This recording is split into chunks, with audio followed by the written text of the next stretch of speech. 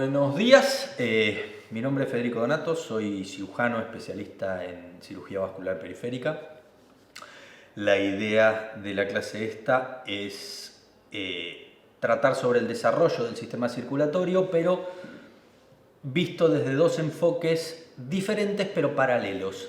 El desarrollo en la secuencia de desarrollo evolutivo de los animales, por niveles de complejidad, y el desarrollo del embrión humano dentro del útero, que casualmente o no casualmente van siguiendo caminos paralelos. Podríamos decir de alguna manera que el embrión humano cuenta la historia de la evolución de los animales sobre la Tierra con su propio desarrollo. El tema es que lo cuenta mal. Lo cuenta como si fuera un mal novelista, porque cuenta en muy pocas páginas muchísimas cosas importantes que ocurren y después se toma un tiempo larguísimo para contar una etapa donde prácticamente ya no pasa más nada.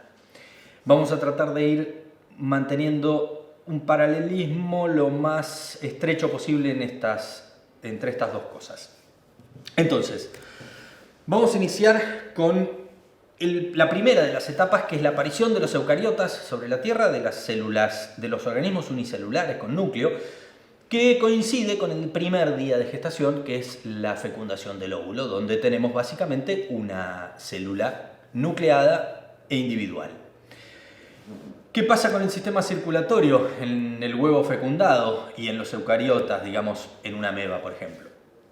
Es la circulación más simple que se pueda llegar a imaginar. Básicamente es la circulación transmembrana. Tenemos una célula que va a compartir con el medio en el que habita fundamentalmente dos cosas, una hacia adentro y una hacia afuera. Lo que va a compartir, lo que va a intercambiar hacia adentro, básicamente, tratándose de una célula aerobia, por supuesto, es el oxígeno y los nutrientes, y lo que va a intercambiar hacia afuera, es decir, lo que va a sacar al medio, es el dióxido de carbono y los desechos del metabolismo. Pasan a través de la membrana, pasan a través de cualquier parte de la membrana, porque todo el organismo está en contacto con el ambiente, y este es el sistema circulatorio más simple que podría llegar a existir. Lo que ocurre es que en el siguiente paso evolutivo y en el siguiente paso en el embrión, las células consiguen adherirse unas a otras mediante algunas organelas, puede ser las uniones GAP o los desmosomas, va a permitir que se adhieran unas a otras formando colonias. Este es el estadio siguiente de la evolución, que son los pluricelulares, aparecidos hace aproximadamente 1000 millones de años atrás, y corresponde con el día 3 del embrión en su gestación. Esto es la etapa de mórula. ¿Qué es lo que ocurre? Las primeras células adheridas entre sí van a causar un fenómeno en el cual algunas células se encuentran en contacto con la superficie y por lo tanto pueden intercambiar con el medio, y otras células no, porque quedan en el interior. Esto corresponde en la evolución de los animales con los primeros mohos, con los mohos mucilaginosos. No importa, no viene al tema eso específicamente ahora, pero sí saber que, como en el cubo de Rubik ese que tenemos, una mórula tiene 64 células, 64 estamos hablando de 4 al cubo, o sea que sería aproximadamente parecido a ese cubo que hay ahí, una aglomeración de células de 4 por 4 por 4. Y si se fijan en el cubo ese de Rubik, van a ver que hay 8 células que quedan en el centro del cubo que no están en contacto con la superficie. Entonces, ¿qué es lo que pasa? Un organismo pluricelular tiene un límite en el que puede crecer antes de que las células del interior sufran un fenómeno en el cual acumulan los desechos y no pueden obtener del medio, sea el oxígeno, sean los nutrientes. Entonces, para poder seguir creciendo y desarrollando ese organismo, sea el embrión humano dentro del útero o sea un animal, tiene que pasar necesariamente a un paso siguiente. Y el paso siguiente es la generación de una cavidad intermedia, probablemente por necrosis de estas células que no se pueden nutrir. Y acá es donde aparecen los metazoos, es decir, los primeros animales. Estamos hablando de aproximadamente unos 900 millones de años atrás y el día 4 en la formación del embrión. Quiero decir también que no todos los embriones de todos los animales y tampoco todos los embriones humanos desarrollan necesariamente en las mismas etapas día por día. Algunos desarrollan más rápido, otros más lento. Entonces, todo lo que tenga que ver con los días de gestación es aproximado. Lo que se desarrolla en este paso es el blastocele, es decir, el animal ya pasa a ser una colonia de células, pero que contiene adentro una cavidad propia, intermedia, y esta cavidad pasa a ser un microambiente sobre el cual el organismo sí tiene control. Es decir, el organismo no puede controlar qué es lo que pasa en el medio ambiente, pero sí puede controlar lo que pasa en su propio ambiente interior, que no es celular, no está vivo. Es decir, el blastocele no es una parte viva del organismo, es una cavidad que el organismo tiene adentro que le permite intercambiar sustancias entre una célula y otra por la cara interna. Entonces ahora tenemos un organismo pluricelular con células que tienen un extremo dando hacia el ambiente y otro extremo dando hacia el interior del organismo. En evolución de los animales esto corresponde a los rinosporidios, son unos organismos pluricelulares pero muy primitivos. Los conocemos a través de algunos tipos de enfermedades parasitarias, como la rinosporidiasis, que realmente es muy rara en medicina, pero existe. Entonces, ¿qué es lo que ocurre con estos organismos? Ya tienen un sistema circulatorio que les permite adquirir desde afuera los nutrientes y el oxígeno y acumular adentro para poder distribuirse entre sí estas sustancias y a su vez también poder expulsar desde todas las superficies los desechos que corresponden a todos que se pudiera haber acumulado en el blastocele. El siguiente paso va a ser la gastrulación, es decir, este mismo organismo que es cilíndrico y que tiene toda la superficie hacia afuera, se imagina, por una parte, formando una especie de copa, donde ahora tenemos una superficie externa, pero tenemos dos ambientes externos. Tenemos un ambiente externo exterior que rodea al organismo y también tenemos un ambiente que sigue siendo externo, pero que ahora está dentro del organismo. Entonces el organismo ahora tiene control bioquímico de alguna forma sobre su propia cavidad intermedia, que acá está dibujada en color amarillo claro, y también tiene un cierto control sobre la cavidad exterior, porque sigue siendo parte del exterior, pero que queda en el interior del organismo. Es una especie de ambiente intermedio entre el ambiente de afuera y el ambiente de adentro. En esta capa, algunas células pueden diferenciarse para especializarse en el manejo metabólico de este ambiente que es exterior, pero que queda interno. Entonces acá tenemos el siguiente paso en la evolución y el siguiente paso en la etapa embrionaria, en el desarrollo embrionario, que es aproximadamente unos 800 millones de años para atrás en la historia de la vida sobre la Tierra, y aproximadamente el día 7 en el embrión. Acá estamos hablando de los tunicados. Los tunicados son organismos de dos capas que tienen una cavidad intermedia, tienen una apertura hacia el exterior y tienen una capa interna que corresponde a las células que toman contacto con este microambiente y una capa externa que toma contacto con el ambiente en general. Y estas células empiezan de algún modo a diferenciarse. Estamos en la etapa, siguiendo la línea de los animales, estamos en la etapa de las esponjas marinas. O estamos más o menos al final de la séptima semana, del séptimo día de la primera semana en el embrión, que es más o menos el momento en el que el embrión va a implantarse dentro del útero y ya va a quedar completamente dependiente del organismo materno.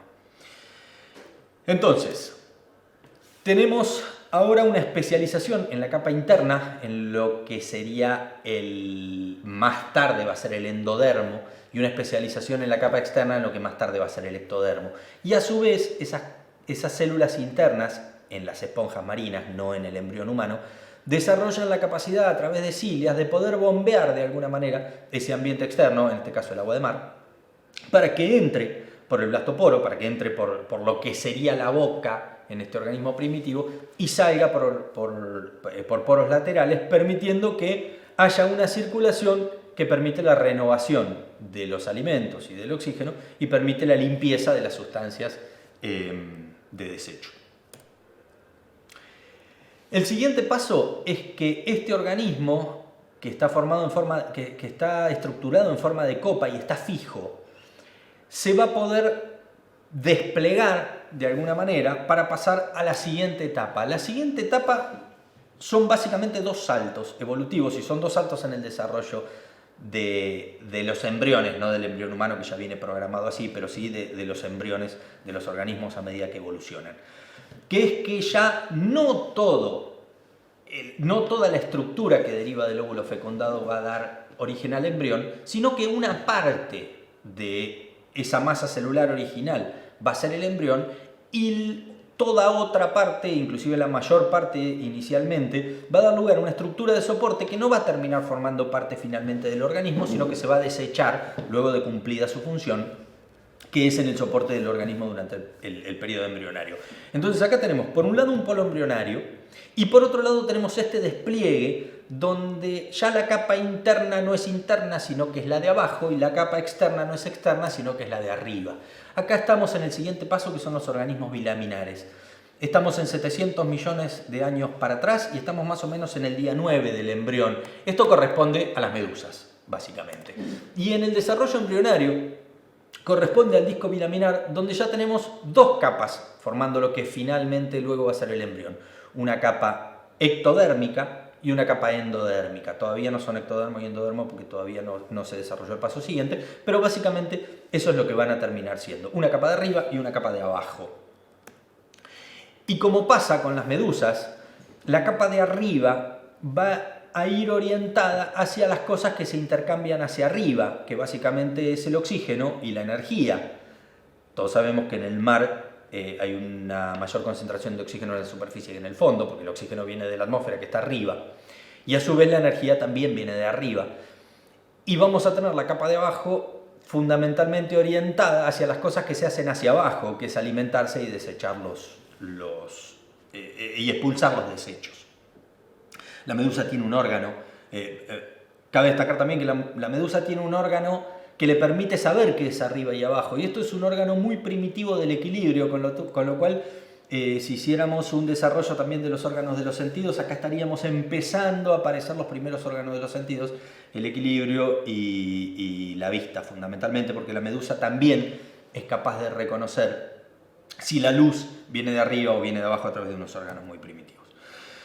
Entonces, ahora tenemos un organismo de dos capas con un gel en el medio, una capa de arriba, un próximo ectodermo que fundamentalmente intercambia oxígeno y energía con la superficie, y una capa inferior que intercambia nutrientes y productos de desecho con la parte de abajo.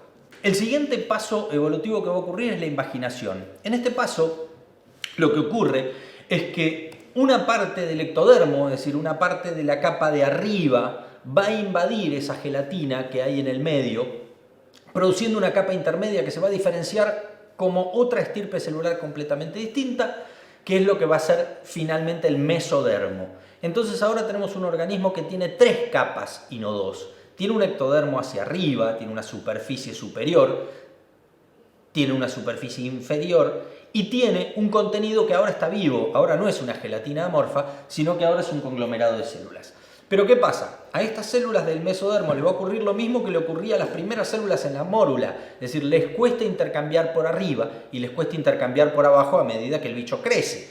Mientras el organismo sea chico, la difusión de las sustancias, de los gases y de las sustancias de desecho y nutrientes es posible, pero a medida que el organismo va creciendo, a medida que las distancias se alargan, la difusión ya no es suficientemente eficiente. Entonces, el organismo requiere una invaginación de la capa esta inferior para que invada una parte de este mesodermo y le permita intercambiar de una forma más cercana con las células que tienen el mesodermo. Entonces, el siguiente de los pasos evolutivos, y en el desarrollo del embrión, son los gusanos planos, los platelmintos. O en el caso del desarrollo embrionario, más o menos la etapa del día 12 de un embrión humano. Acá es donde ocurre la invaginación de las células del ectodermo y la formación del mesodermo. Entonces ahora el organismo tiene tres capas. Es sólido, pero tiene tres capas. ¿Qué significa que es sólido? Significa que no hay cavidades adentro que permitan identificar los órganos. Ya hay tejidos que cumplen funciones específicas, ya hay tejidos que están orientados hacia el cumplimiento de una determinada función, pero están todos metidos adentro de una gelatina sólida, como vemos en la gelatina con frutas. Es posible distinguir qué es frutilla y qué es durazno, pero es mucho más difícil distinguir dónde está el límite entre la frutilla y el durazno. Entonces, tenemos un organismo que tiene tres capas, que tiene una capa de arriba que se ocupa de la luz y de los gases, una capa de abajo que se ocupa del alimento y de los residuos, y un mesodermo que hace todo lo demás en el medio, que es completamente sólido. Y a su vez, la capa de abajo de alguna manera se invagina para meterse adentro de la capa del medio, formando lo que podría parecer un tubo digestivo primitivo, que no es tubular, es decir, es un saco digestivo primitivo en todo caso. Esto pasa en los animales, en los platelmintos, no pasa en el embrión humano, que sí va a cerrarse para desarrollar el tubo digestivo. Pero ¿qué pasa? Esas invaginaciones endodérmicas en forma de saco, que en el platelminto le sirven como una especie de tubo digestivo, en el animal superior van a terminar transformándose en las glándulas, que le permiten absorber para medir las cosas que están ocurriendo en la parte digestiva o en la parte de abajo, o eventualmente producir sustancias para secretarlas, para transformar ese microambiente del aparato digestivo, que después la pueden recuperar mediante absorción sin haber tenido pérdida o con una mínima pérdida de energía y de sustancia. Entonces, el siguiente paso que sigue acá al organismo humano en el embrión y al desarrollo embriológico y al desarrollo evolutivo es el plegamiento. Es decir, el gusano se pliega como si fuera un taco, con la diferencia que el taco se pliega hacia arriba, en este caso el organismo se pliega hacia abajo, se pliega sobre sí mismo cerrándose, de manera que ahora no tiene una superficie de arriba de protección y una superficie de abajo de absorción, sino que toda la superficie externa rodea a la superficie interna, pasando a tener una capa externa de contacto con el ambiente y una capa interna en forma tubular, cerrada, en contacto con este ambiente que también es el exterior, pero sobre el que el organismo tiene control y puede modificar. Entonces, estamos acá en la etapa de los gusanos redondos. De los celomados sí, vamos a ver qué cambia después. Esto es un poco complejo y tal vez yo lo tengo todavía un poco desordenado. Pero acá pasamos a la etapa de los gusanos redondos. Ya no es un elemento plano como un panqueque, ahora está enroscado y cerrado como una empanada, solo que abierto en los dos extremos. Entonces, estamos aproximadamente en 550 millones de años para atrás en lo que tiene que ver con la evolución de los animales y más o menos en el día 20 del plegamiento del embrión. Y acá al embrión le pasan varias cosas.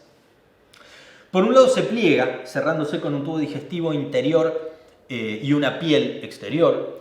Por otro lado, el mesodermo se empieza a diferenciar en forma de somitas, es decir, va a empezar a tener distintos segmentos, ya no es una gelatina toda igual, sino que va a empezar a tener como si fueran anillos, que luego en la evolución y en el desarrollo, cada uno de estos anillos va a ir desarrollándose con su propio aparato, con su propio segmento del tubo digestivo, su propio segmento del aparato muscular, su propio segmento del sistema nervioso.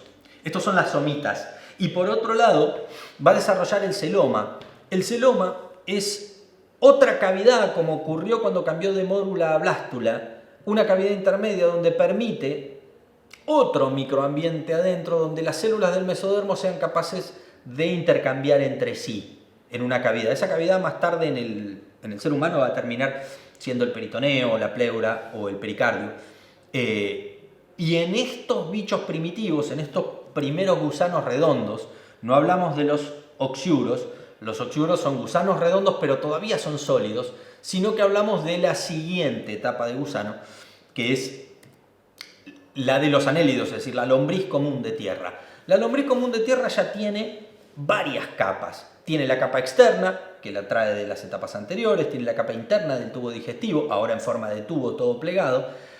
Tiene un mesodermo que está diferenciado, por un lado en una capa, que va a ser el celoma primitivo, es decir, un espacio abierto, y por otro lado algunas de las células mesodérmicas van a perder aquella capacidad que ganaron al principio en el primer paso donde se adherían entre sí para formar colonias, pierden esa capacidad y se vuelven a soltar, formando un tejido líquido que va a ocupar una parte del mesodermo que va a ser el hemoceloma. Entonces, en el hemoceloma, que es una cavidad, básicamente una cavidad tubular que va de un lado a otro, con un tejido líquido en el interior que es capaz de fluir para llevar cosas de un lado al otro, es la forma más primitiva que podemos llegar a encontrar de lo que luego va a ser un sistema circulatorio. Entonces acá ya tenemos vasos circulatorios. Por supuesto no tenemos corazón, no tenemos bomba, no tenemos nada.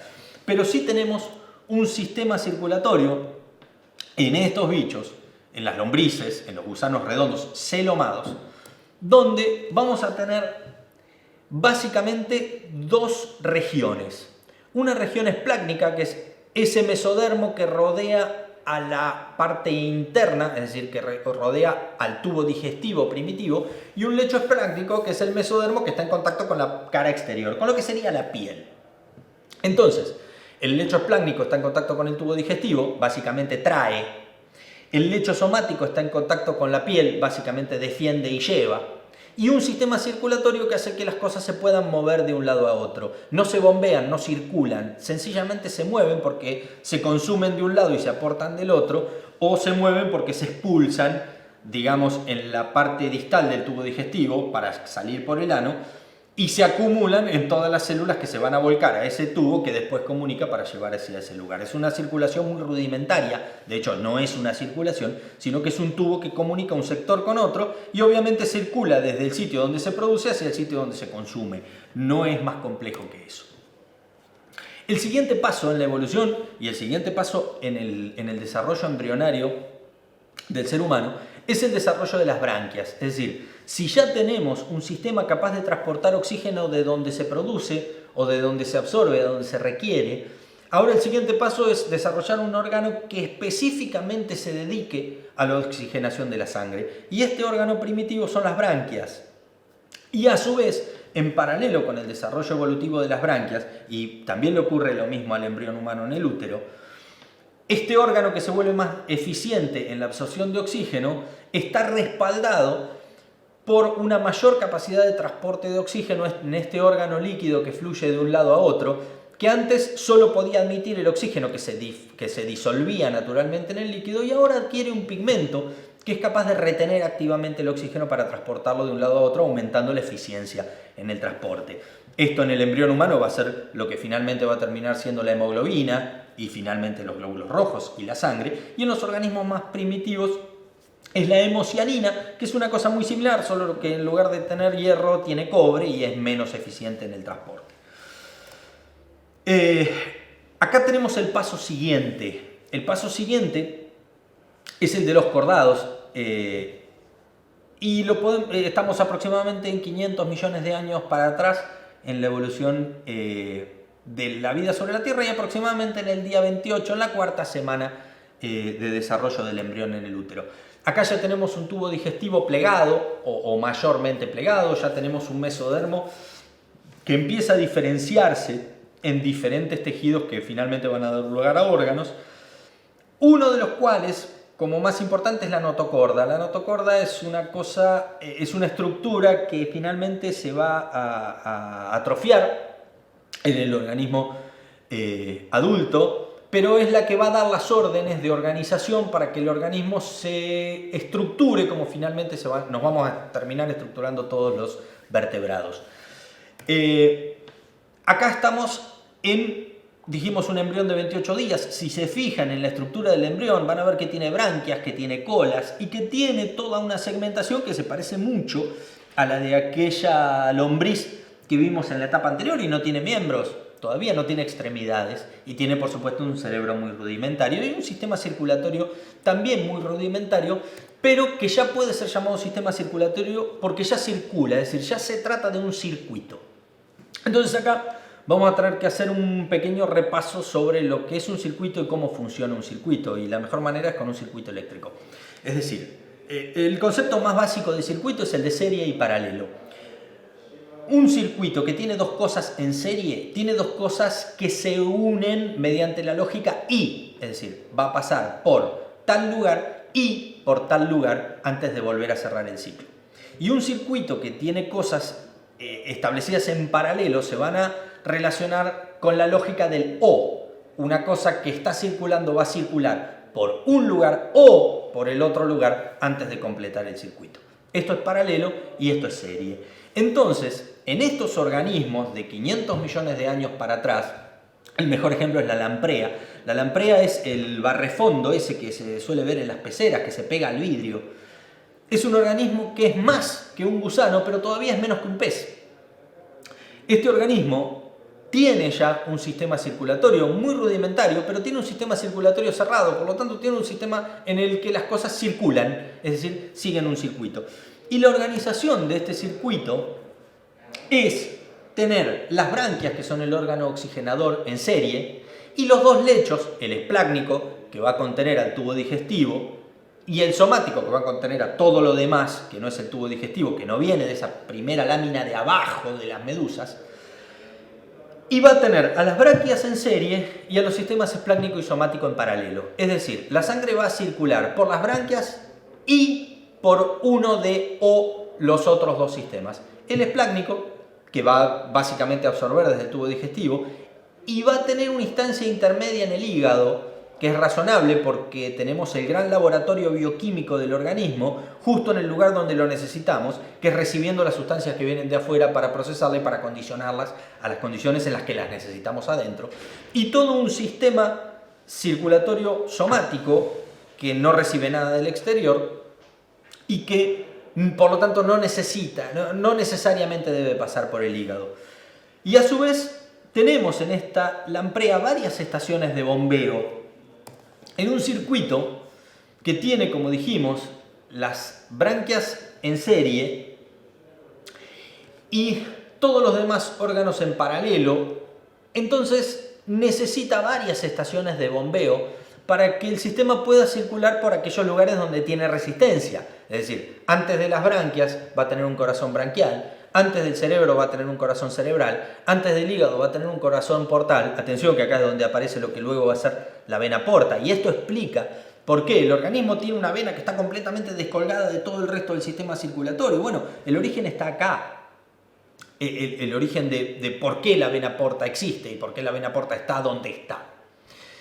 Y a su vez va a tener un corazón cardinal que básicamente lo que va a hacer es bombear toda la sangre de vuelta de todos los demás lugares hacia el corazón branquial para que el corazón lo pueda expulsar. Atención con esto, porque esto que es un órgano muy primitivo, como el corazón branquial, es decir, un corazón periférico y que parece, desde el punto de vista de la anatomía humana, una estructura bastante ridícula, resulta que los seres humanos todavía la tenemos y nos ha costado 500 años de desarrollo de la medicina y tuvimos que esperar a que se desarrollara el ecodoppler color para poder darnos cuenta que el ser humano no tiene un corazón en el sistema circulatorio, sino que tiene más, tiene por lo menos 3.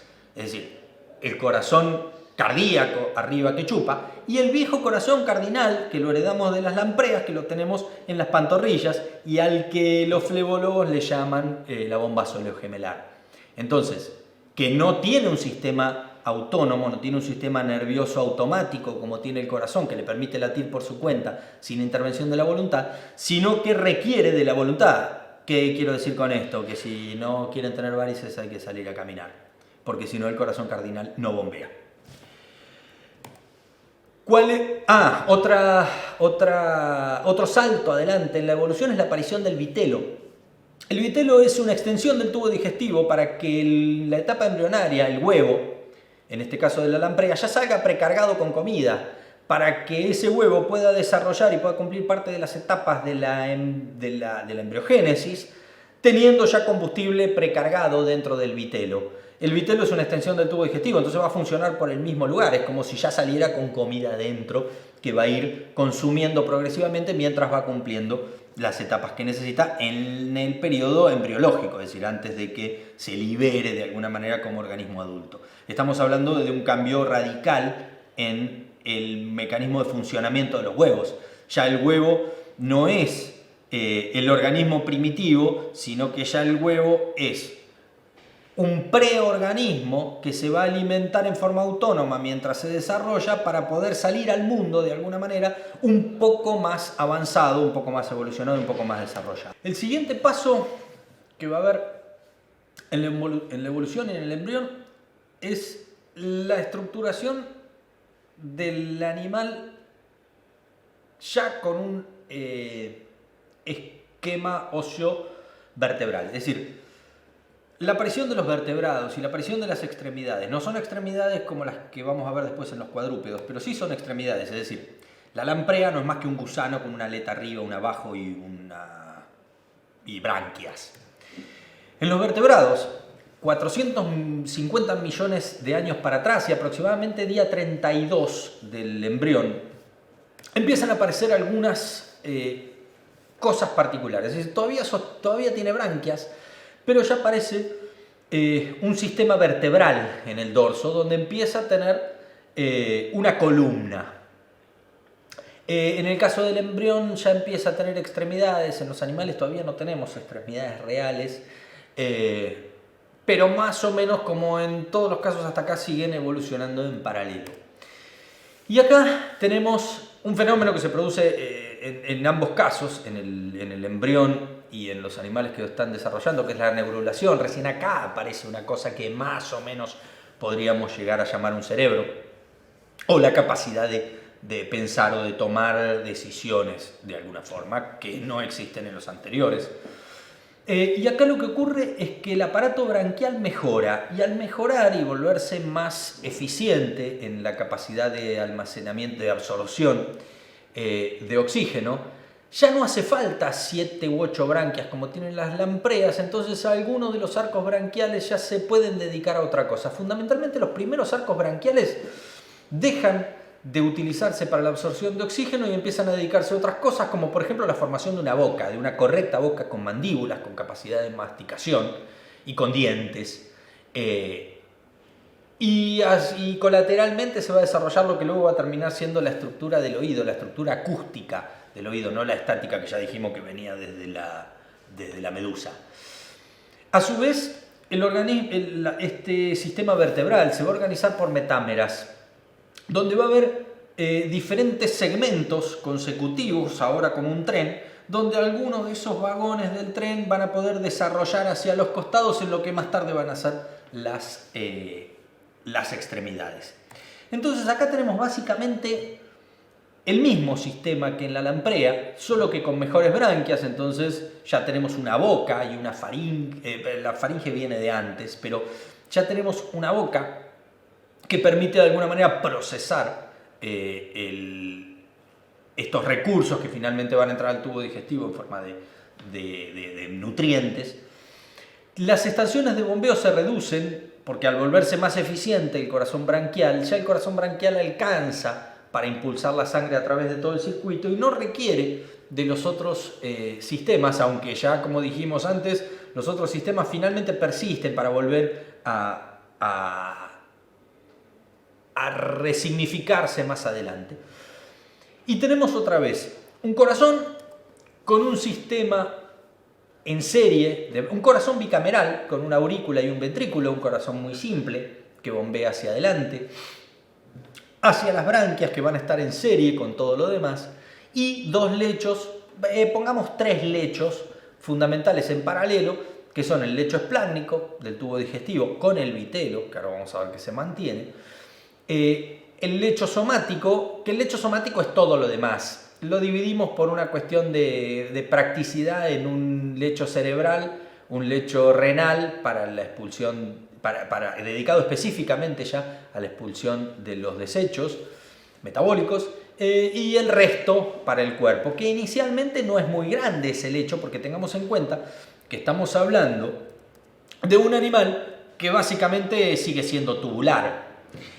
Pero ese lecho somático, que inicialmente es chico, después se va a desarrollar mucho cuando el organismo, cuando el embrión empiece a desarrollar las extremidades. Entonces, como dijimos, tenemos un órgano en serie y todos los demás en paralelo.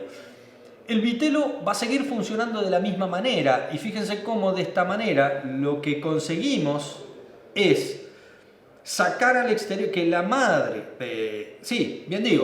que la madre todavía es fecundación externa, saque al exterior los huevos que se van a fecundar y que van a tener una etapa de huevo muy cortita, porque enseguida el huevo eclosiona y sale un individuo, sale un organismo individual, autónomo, muy primitivo, que sale con el tanque lleno, que vendría siendo el vitelo, para ese primer desarrollo inicial.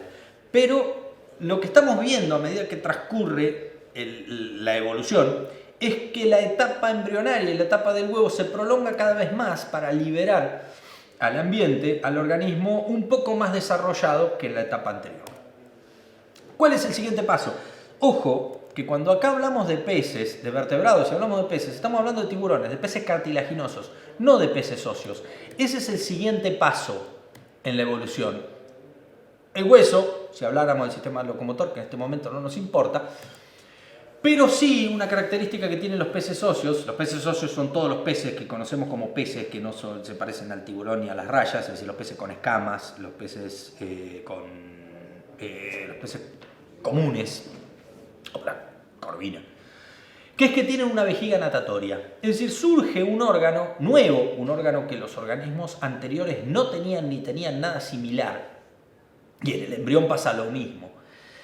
Que aparece en paralelo a las branquias, en realidad se desarrolla a partir de los últimos arcos branquiales. Dijimos que las branquias, al volverse más eficientes, ya no necesitaba tantas. Entonces la 1 y la 2 se dedican a la mandíbula y el oído, y la 7 y la 8 se van a dedicar a formar estas cosas. No es exacto lo que estoy diciendo, no son las branquias 7 y 8 las que forman la vejiga natatoria, pero sirve a los fines prácticos, a los fines didácticos. Las últimas branquias, que ya no se van a utilizar como branquias, van a formar un órgano nuevo que es la vejiga natatoria. Estos peces tienen una bolsa de aire adentro del cuerpo, una bolsa completa, no una bolsa tabicada, que les permite acumular más aire o menos aire en forma de gas y con eso regular la flotabilidad. O sea, el pez puede, teniendo más aire, flotar más arriba o teniendo menos aire, flotar más abajo. Y a su vez puede flotar sin necesidad de nadar, sin necesidad de consumir energía y permanecer en el mismo lugar, cosa que un tiburón o una raya no puede. Si no paran de nadar, se van al fondo. Entonces aparece un órgano nuevo que le sirve a los peces y al resto vamos a ver que también, que tiene la particularidad de estar en paralelo con las branquias, no en paralelo con todo lo demás. Entonces va a desembocar ese circuito circulatorio directamente en la aurícula. No va a pasar por todo el sistema ni espláctico ni somático. Entonces ya es una parte del aparato circulatorio en paralelo, pero nueva. Y el siguiente paso son los pulmones. Esta vejiga natatoria tiene la capacidad en algunos peces, no es cierto esto tampoco, los pulmones no derivan de la vejiga natatoria, son dos órganos que desarrollan por la misma vía en forma independiente, pero nos sirve también a los fines prácticos, a los fines pedagógicos. Esta vejiga natatoria parece que se convierte en un órgano nuevo, pero similar al anterior, que son los pulmones. Entonces, ya esta vejiga natatoria, que solo lo único que hacía era acumular gas para subir y bajar en cuanto a la profundidad a la que nada el bicho, aún almacena oxígeno y aire. Y ese oxígeno que almacena le permite a estos bichos, a los peces pulmonados, cambiar de charco a charco, pudiendo respirar en el medio con el aire que tienen reservado en los pulmones. Lo mismo pasa con el embrión aproximadamente en esta etapa, es decir, empieza a desarrollar los pulmones, que por supuesto no los va a usar hasta el nacimiento, pero los empieza a desarrollar y por lo tanto tiene que desarrollar toda la estructura circulatoria que los soporte, aunque la mantenga cerrada durante todo el periodo prenatal. Entonces, tenemos un nuevo sistema donde tenemos un corazón muy simple, bicameral, con una aurícula y un ventrículo. Tenemos un sistema circulatorio branquial en serie, con un sistema en paralelo para esa serie de circulación pulmonar, y después todos los sistemas como los veníamos manteniendo de los bichos anteriores.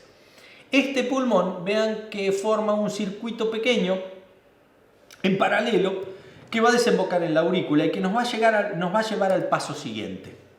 El siguiente paso evolutivo y el siguiente paso en el embrión, si no fuera que va a prolongar la etapa gestacional,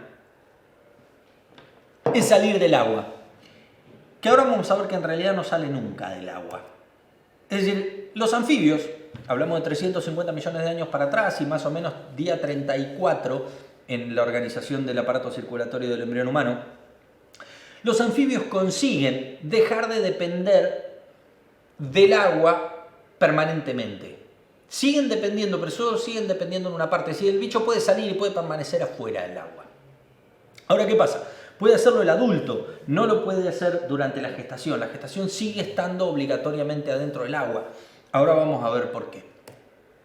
Entonces, en el embrión humano estamos más o menos, como dijimos, en el día 34, un embrión que mide más o menos 9 milímetros, que ya empieza a tener algunos órganos identificables relacionados con los órganos de los sentidos, que ya tiene una columna vertebral y que ya empieza a tener extremidades, como tienen los anfibios, a diferencia de los peces. No hablamos de aletas que se mueven desde el tronco del gusano, sino que ya hablamos de verdaderas extremidades con su propio sistema circulatorio, su propio segmento del sistema nervioso y con su propia estructura osteomuscular. El sapo, en cuanto al sistema circulatorio, ya tiene algunos avances importantes. Uno es que tiene un corazón tricameral. Ahora tiene dos aurículas, no una, como pasaba con los peces. Tiene una aurícula dedicada a recibir la sangre que viene del pulmón y tiene la aurícula izquierda, y tiene una aurícula dedicada a recibir la sangre que viene de todo el resto del organismo, y a su vez tiene un lecho somático ya mucho más grande, porque tiene que incluir ese lecho somático a toda la musculatura y todo el aparato osteomuscular de las extremidades que van creciendo cada vez más, sea en el embrión, sea en el avance evolutivo de los organismos. Las branquias las sigue conservando, porque acá tenemos dos etapas en el anfibio. Tenemos una primera etapa, la del renacuajo, que es prácticamente un pez y que funciona como un pez, en todo caso como un pez pulmonado, pero funciona como un pez. Tiene branquias y se oxigena a partir de las branquias. Tiene el vitelo, como dijimos, durante esta etapa, donde se va nutriendo a partir de ahí sin necesidad de comer desde afuera. Y tiene una etapa adulta en la que sale del agua, anula las branquias y hace su proceso respiratorio a través de los pulmones. Los anfibios tienen una característica que todavía conservan de alguna manera, que es que bajo el agua, inclusive el organismo adulto bajo el agua, es capaz de respirar por la piel. O sea que una parte de ese lecho somático, fundamentalmente la parte que va a perfundir a la piel, vuelve de alguna manera oxigenada. Es como si la piel funcionara de alguna forma como branquias muy primitivas. Acá hay que hacer una salvedad, que lo vamos a ver después en el otro gran salto, que es la homeotermia. Acá estamos hablando de organismos muy baratos desde el punto de vista energético. Es decir, son organismos que no consumen prácticamente nada mientras están en reposo, son organismos de sangre fría. Entonces, esto hace que la necesidad metabólica de nutrientes o la necesidad metabólica de oxígeno que tengan sea muchísimo más baja que la de un animal como a nosotros el sentido común nos dice que debería tener. Es decir, respira mucho menos que un perro, come mucho menos que un perro y respira mucho menos que un perro porque sencillamente no necesita nada mientras está quieto. Casi nada. El siguiente paso ya es no solo salir del agua y poder permanecer afuera del agua, cosa que un pez pulmonado no puede y que un anfibio sí puede, sino además tener la capacidad de gestar afuera del agua, es decir, cumplir todo el ciclo completo afuera del agua, inclusive el ciclo de la gestación, que los anfibios no pueden hacerla fuera del agua, por lo tanto no se pueden alejar mucho del agua tampoco. Es decir, uno no va a encontrar un anfibio en Jujuy, salvo por ahí cerca de una laguna, pero la idea es, los anfibios necesariamente tienen que permanecer cerca del agua porque no se pueden reproducir de otra manera. El siguiente paso, que es el paso de los reptiles. Ahora vamos a ver que los reptiles en realidad está mal, porque reptil es un grupo parafilético. Es decir, reptil no significa nada, finalmente. Pero sí los amniotas. Los amniotas son los reptiles y las aves y los mamíferos. Es decir, todos aquellos bichos que son capaces de reproducirse fuera del agua en el ciclo completo. Y ahora vamos a ver que en realidad no se reproducen fuera del agua, se reproducen dentro del agua, solo que se llevan una parte del charco consigo. Es decir, el huevo del amniota, pongámosle del reptil, el huevo del reptil va a ser un huevo de un anfibio, solo que viene empaquetado con una parte del charco que el anfibio necesita, guardan una parte del charco y meten todo dentro de una cáscara, huevo y charco. Entonces, ¿qué pasa? el huevo se sigue formando dentro del agua. Básicamente es más o menos la clara del huevo, ¿no? El huevo sigue gestándose adentro del agua, solo que no necesita el charco entero. Necesita una parte del charco y la parte del charco que tiene ya se la trajo adentro de la cáscara. Esto es el amnios, esto es lo que define como amniotas y lo tenemos nosotros también. Es decir, es el líquido adentro del cual el embrión cumple toda su etapa gestacional. Es decir, nosotros también, al igual que los anfibios, nos desarrollamos en el agua. Solo que en nuestra propia agua que la llevamos puesta. Día 42, más o menos 300 millones de años para atrás en la historia evolutiva, ya tenemos un organismo, ya tenemos un embrión que se parece mucho más a un animalito, tal vez no a un humano. Estamos hablando de día 42, estamos hablando de que ya hay extremidades con un cierto grado de definición, ya hay órganos de los sentidos parcialmente definidos, ya hay pulmones y ya están empezando a regresar las branquias, como ocurrió en los anfibios al salir del agua. Ya el organismo humano no necesita las branquias, porque ya tiene pulmones, pero sepamos que el organismo humano, en alguna etapa de la gestación, fue un pescado hecho y derecho con branquias y todo. Ahora bien, ¿qué pasa con estos reptiles, con estos amniotas? Tienen básicamente la misma circulación que los anfibios, es decir, el esquema circulatorio no cambia gran cosa con respecto a los anfibios. Tenemos un organismo tricameral, tenemos un corazón tricameral, tenemos unas branquias que se atrofian en el periodo embrionario que el anfibio transcurre nadando libremente en el agua y que el reptil transcurre adentro del huevo y que el ser humano también transcurre adentro del huevo, adentro del útero. Ya tiene un sistema donde tiene un pulmón que está en paralelo, atención, no está en serie. Ahora todos los órganos están en paralelo. El cerebro está en paralelo, el pulmón está en paralelo, el tubo digestivo está en paralelo, el riñón está en paralelo, el resto del cuerpo también. ¿Esto qué quiere decir? Que el glóbulo va a pasar o por el cerebro, o por el pulmón, o por el hígado, o por el tubo digestivo, o por el pulmón, o por el tubo digestivo y el hígado, o por el riñón, o por el cuerpo.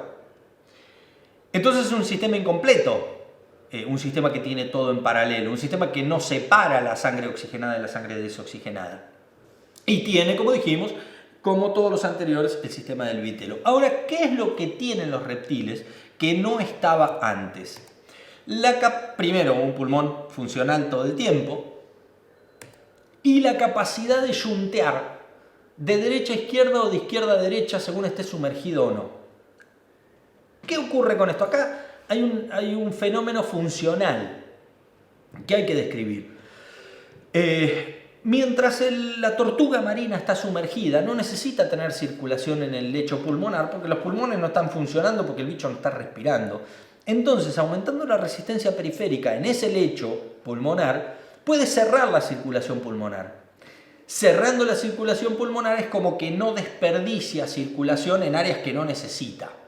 Esto se llama yuntear o bypassear de derecha a izquierda. Es decir, toda la sangre que vuelve a la aurícula derecha va por el ventrículo y sale por el ventrículo, que en este caso es único.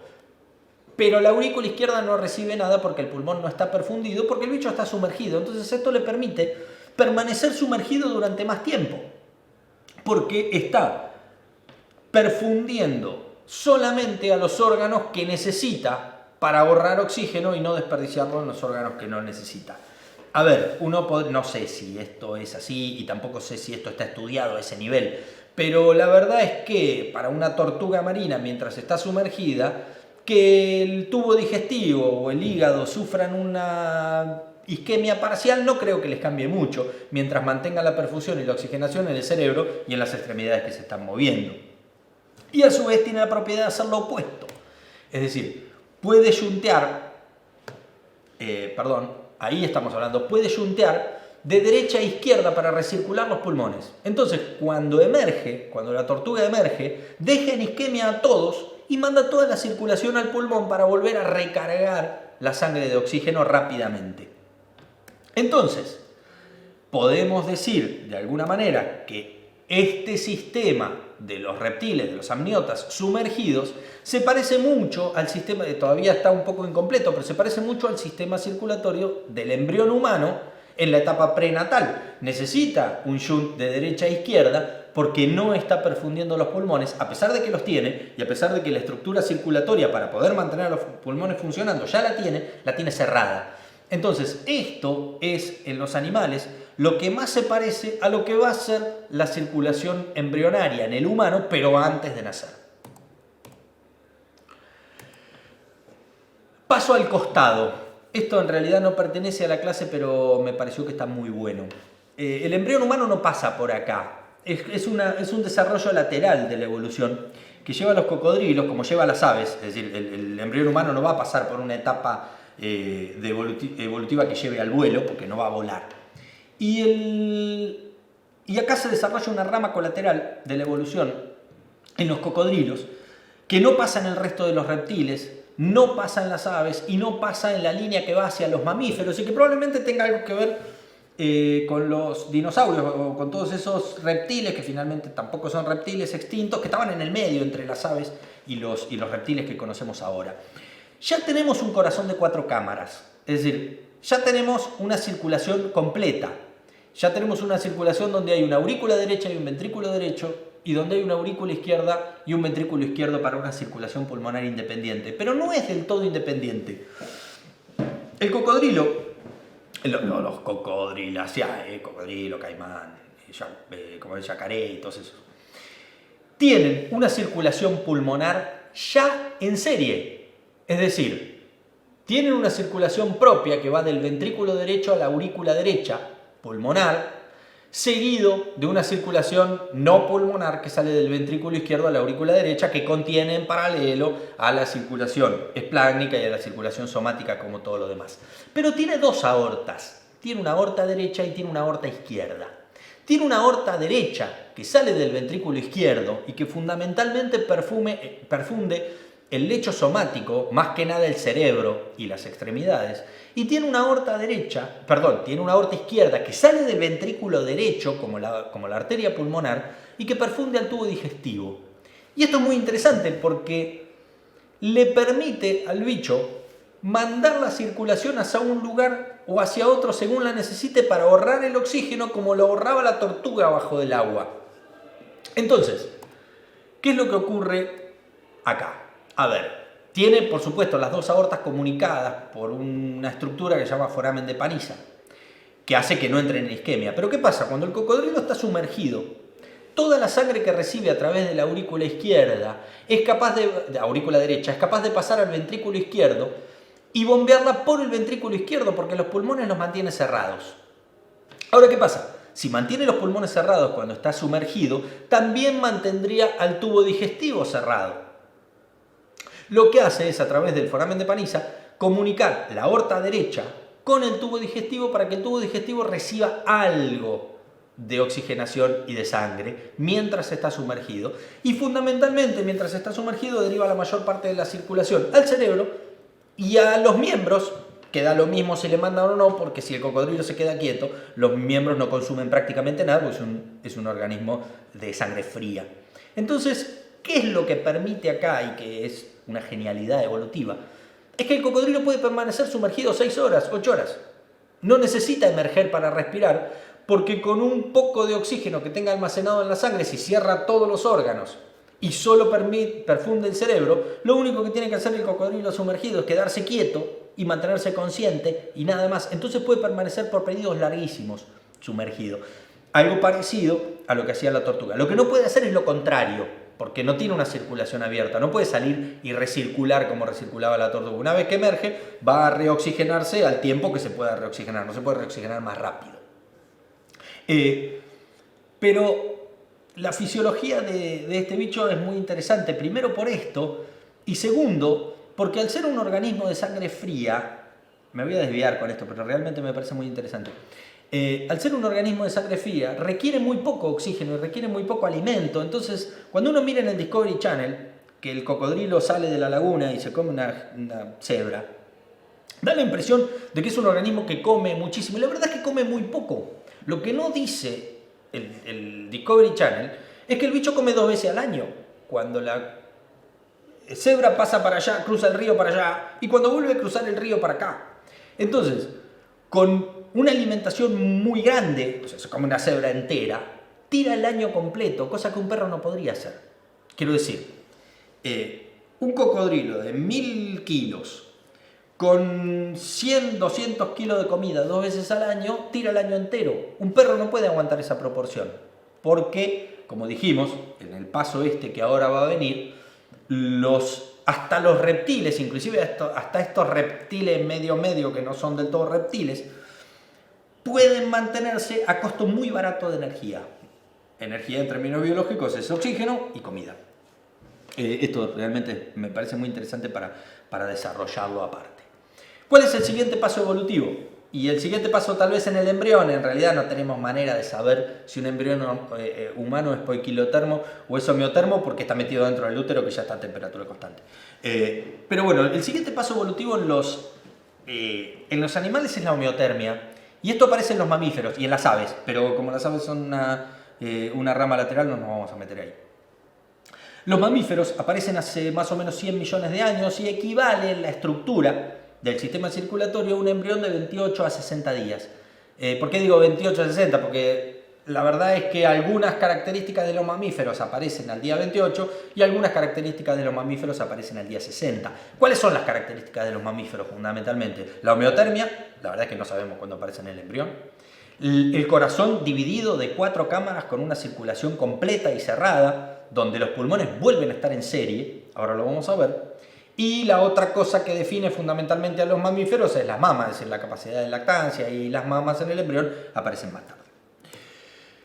Y otra cosa que caracteriza a los mamíferos y que no tienen los reptiles es que empiezan a tener dividida la vía genital de la vía urinaria. Es decir, la mayor parte de los reptiles tienen una cloaca donde todo sale junto. Y esto empieza a aparecer también más tarde en el embrión humano. Se van a separar más tarde las vías. Como vemos acá también, tengan en cuenta que el embrión humano tiene el saco amniótico, o sea que es lo que dijimos afuera. El huevo nunca sale del agua, el huevo siempre está dentro del agua, sea que el agua sea el mar, sea que el agua sea un charco, o sea que el agua sea un charco encerrado adentro de una cáscara, o sea que el huevo esté adentro de un charco encerrado dentro de una cáscara, metido dentro de un útero. La verdad es que el charco siempre sigue estando alrededor del embrión. ¿Qué es lo que pasa con los endotérmicos? Están prendidos fuego todo el tiempo. A diferencia de los reptiles, a diferencia de los anfibios y de los peces, el organismo endotérmico, el mamífero, está todo el tiempo regulando con el acelerador a fondo. O sea, aunque no haga nada, consume muchísima energía en no hacer nada. Y esto, que parece una desventaja evolutiva clara, porque es un derroche de energía absoluto, lo que hace es permitir una determinada potencia que los otros organismos no podrían adquirir nunca con la sangre fría. Es decir, imaginemos, yo me lo imagino así. Un mamífero, un organismo endotérmico, es como un avión en la pista. Está a fondo y está consumiendo muchísima energía sin hacer nada parado en la pista. Pero si no hiciera eso, no tendría la capacidad de volar. Entonces, se sabe perfectamente por cálculos energéticos que el vuelo no sería posible en un organismo tan ineficiente, mejor dicho, tan eficiente pero tan poco potente como un reptil o un anfibio. Es decir, con los valores chiquititos que manejan de consumo de energía y de oxigenación, sería imposible volar. Entonces, para desarrollar capacidades de alto rendimiento, como pueden ser el vuelo o como puede ser sobrevivir en el Polo Norte, necesariamente el organismo necesita consumir una buena parte, que no sé si no es la mayor parte, de su energía en mantener su temperatura. Y ahí es donde se produce el gran salto hacia los mamíferos. Y acá el sistema circulatorio del adulto no cambia más. A partir de acá, el sistema circulatorio que vamos a ver en un mamífero primitivo o en un mamífero más avanzado o en el ser humano es todo básicamente el mismo en el adulto. Lo que sí va a cambiar es la porción del sistema circulatorio en el embrión o la porción del sistema circulatorio que corresponde o que actúa o que trabaja durante la etapa gestacional. Entonces, los mamíferos tienen un primer salto pequeño hacia los mamíferos más primitivos de todos, que son los monotremas, el ornitorrinco. que son ovíparos. Es decir, tienen el sistema circulatorio con el pulmón en serie y todos los demás en paralelo, al igual que nosotros, al igual que todos los mamíferos y las aves. Pero ¿qué pasa? Nacen de un huevo. Todos nacemos de un huevo. La madre pone el huevo afuera del cuerpo, como si fuera un reptil. Entonces, este mamífero que se desarrolla dentro del huevo, pero afuera de la madre, tiene que obligatoriamente tener un vitelo muy grande porque se tiene que alimentar de ahí durante toda la etapa gestacional, como pasa con los reptiles, como pasa con los anfibios. Y como vamos a ver que no pasa más adelante. Porque el siguiente paso en la evolución es la viviparidad, es decir, es mantener el huevo dentro de la madre hasta que se cumpla el periodo embrionario, que es lo que pasa con los mamíferos, pero con los marsupiales. Los marsupiales son vivíparos. ¿Esto qué significa? Que el hijo nace de la madre sin el huevo. No, significa que la madre mantiene el huevo adentro durante todo el proceso, no lo saca al exterior. Entonces, estos bichos nacen ya vivos para soltarse al ambiente, no se sueltan al ambiente, lo vamos a ver por qué, pero nacen ya desarrollados, cumpliendo una etapa embrionaria mucho más larga dentro de la madre, pero nacen muy inmaduros. Eso que ven ahí es un recién nacido, no es un embrión, es un recién nacido de canguro. El canguro nace así. Lo que pasa es que después se mete adentro del marsupio y ahí se va a alimentar, ahí es donde están las mamas de la madre y donde se va a prender y se va a alimentar tomando leche, porque ya no tiene vitelo, durante todo el resto del periodo fetal, que no lo puede cumplir adentro de la madre, ahora vamos a ver por qué, y lo tiene que cumplir afuera, metido en el marsupio y prendido a la teta, pero lo va a cumplir afuera. Entonces, estos mamíferos consiguen estirar la etapa embrionaria, pero no la consiguen estirar mucho porque la verdad es que el saco vitelino no aguanta lo suficiente como para mantener una etapa embrionaria muy larga. Entonces, ¿qué es lo que cambia acá? El sistema circulatorio del bicho es el mismo que vimos hasta ahora, pero ahora tenemos que una parte del tubo digestivo se sale del bicho en forma de saco vitelino, que va a estar lleno de todo ese tanque de combustible que ya venía desde los pescados, pero ese tanque de combustible, ese vitelo lleno de alimento, es capaz de intercambiar con el útero materno. Entonces, cuando el vitelo se empieza a agotar, el útero materno puede aportarle algunos nutrientes al vitelo que después va a nutrir al bicho, y a su vez parte de los desechos del bicho que se puedan volcar al vitelo pueden intercambiar con el útero, que pueda llegar a limpiar de alguna manera para estirar un poco más el periodo gestacional y sacar al bicho al exterior un poquito más maduro. Ya vimos que está maduro, o sea, sigue estando muy inmaduro, pero un poco más maduro de lo que lo puede hacer un reptil o un anfibio. Y entonces, ¿cuál es el siguiente paso? El siguiente paso es la alantoides. La alantoides es como si fuera un saco vitelino, solo que ahora está trófico, no tiene prácticamente ningún contenido ni ninguna importancia lo que haya adentro, pero sí se aprovechan los vasos. Es decir, el saco vitelino, por supuesto, tiene todo el alimento del tanque de combustible lleno y tiene los vasos que tienen que llevar y traer ese alimento hacia el resto del organismo. La alantoides es como si fuera un saco vitelino, solo que está descargado, no tiene nada adentro y no necesita tener nada adentro, porque en realidad lo que importa del alantoides no es el contenido, como en el caso del vitelo, porque nunca sale el huevo del organismo, sino que lo que importa son los vasos alantoideos, que luego van a ser los vasos umbilicales, que comunican al alantoides, que ahora queda pegada al útero materno formando la placenta. Entonces, ¿qué ocurre? Ya no hace falta mandarlo con el tanque lleno, porque se puede ir recargando permanentemente desde el útero, sea de oxígeno, sea de nutrientes. Entonces acá tenemos dos sistemas circulatorios diferentes. Acá ya estamos en el mamífero placentario, que es el anteúltimo de los pasos evolutivos, que es el que tenemos nosotros. Cuando digo nosotros me refiero a los que nacimos antes del 80 y pico. Es un sistema circulatorio como todos los demás, como los reptiles, como los reptiles no, como todo el resto de los mamíferos, pero con una parte del sistema circulatorio muy desarrollado, que es una parte del sistema circulatorio que corresponde a la vejiga, en realidad, donde las arterias que van a nutrir a la vejiga pasan de largo para formar el cordón umbilical la alantoides y se van a comunicar con el útero, intercambiando la mayor parte de las cosas desde ahí. Con una entrada arterial a través del sistema que perfundiría arterialmente a la vejiga y con un retorno directo al hígado, como pasa con todo el resto del lecho esplácnico. Ahora bien, esa sangre que viene de la placenta no viene del exterior, entonces la verdad es que no hace falta que pase por el hígado. Entonces necesitamos, para que este sistema circulatorio del embrión dentro del útero funcione y a su vez esté listo para respirar afuera, necesitamos 3 shunts. Una primera comunicación para bypassear al hígado, porque la verdad es que la sangre que viene del útero no tiene necesidad de pasar por el hígado, entonces puede entrar directamente a la aurícula derecha. Este es el primer shunt, que es el conducto venoso. Un segundo shunt para cambiar de la aurícula derecha a la aurícula izquierda, porque la verdad es que perfundir el ventrículo derecho cuando el pulmón está cerrado no tiene mucho sentido. Entonces, de la aurícula derecha va a pasar a la aurícula izquierda a través del foramen oval, que está permeable lógicamente en los embriones. De la aurícula derecha va a pasar al ventrículo izquierdo, perdón, de la aurícula izquierda va a pasar al ventrículo izquierdo, y el ventrículo izquierdo va a perfundir a todo el resto de los órganos.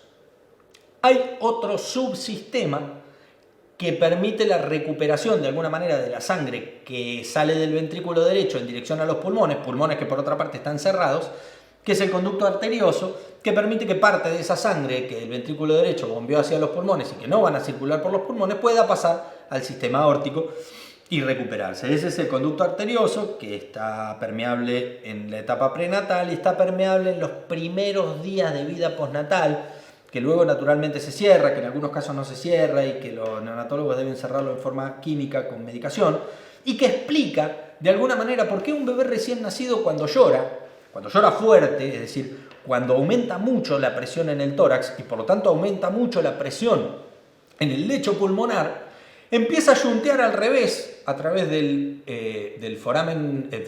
conducto arterioso y se pone cianótico, porque está mezclando la sangre otra vez como si fuera un reptil. Esto lo puede hacer un chico de 4 o 5 días, pero no lo puede hacer un chico de 6 meses, que ya tiene bloqueado el paso, o sea, ya no tiene la posibilidad de regresar a tener la circulación de un reptil.